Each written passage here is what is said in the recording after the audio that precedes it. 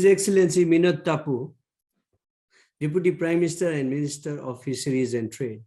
His Excellency Nicolasi Apenelu, Permanent Secretary of Fisheries and Trade. Good morning to all distinguished guests, ladies and gentlemen. Today is an important day for Tuvalu as the country takes forward its trade development objectives through a comprehensive roadmap embodied by its National Trade Development Strategy. Tuvalu has displayed extraordinary strength and leadership in the lead up to this National Trade Development Strategy. Faced by the unprecedented challenges of climate change and a global pandemic, the government of Tuvalu has tirelessly worked towards establishing this framework to guide the development of trade for the economic growth of the country. Tuvalu clearly recognizes that trade is a key driver of its success as an island nation. The inclusion of trade as a priority in national development plans has positioned Tuvalu to mobilize further resources to strengthen its private sector and to increase the benefits from trade both regionally and globally. At the center of these efforts is the Tuvalu government leading the way with support from international development partners to seize opportunities and overcome challenges. The Ministry of Fisheries and Trade fully understands the multifaceted nature of trade and the many threats it faces in the space. The environmental challenges of Tuvalu were already evident before COVID-19, but the pandemic has compounded the country's challenging economic context and highlights the growing need for resilience.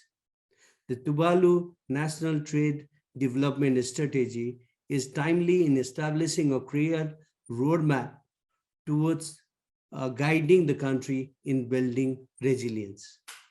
The current challenges also highlight the importance of partnership and cooperation in delivering results.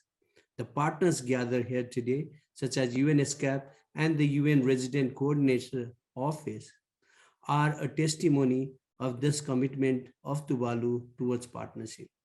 It is through the partnership between domestic and international stakeholders like the Australian Department of Foreign Affairs and Trade or the Pacific Islands Forum Secretariat that the government of Tuvalu has been able to keep the wheel of trade moving in these challenging conditions. We commend Tuvalu's spirit of partnership, which has allowed them to achieve impressive results. As such, this strategy is central to further bringing stakeholders together and support the work ahead. The road ahead is not without adversity, but the government of Tuvalu is already anticipating these challenges. It has started conversations and initiated inquiries about obtaining observer status at the World Trade Organization, which will pave the way for their accession to the WTO. This would further Tuvalu's goal to participate in global trade, thus facilitating its economic development.